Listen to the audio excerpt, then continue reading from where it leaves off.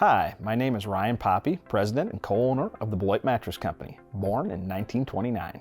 Today we're going to talk about how to fix a sagging mattress. For more in-depth information, read the blog. But let's first concentrate on how to diagnose what's causing the mattress to sag. One of the things that many people miss is a bed frame or a box spring problem. Sometimes people just go to a store and buy a new mattress because their mattress is sagging, but they don't replace the frame or the box spring, and then a few months later they're back in the same situation. So the first thing you want to do if your mattress is low in the middle or sagging, look at the bed frame. If you have a queen or a king, it should have some type of center support in the middle. Center supports are also beneficial in twin and full size, however many places don't use them. If you need a center support for some extra support, simply come to a mattress store. They should be able to provide you with one as an add-on to your existing frame. If not, you can buy a new bed frame.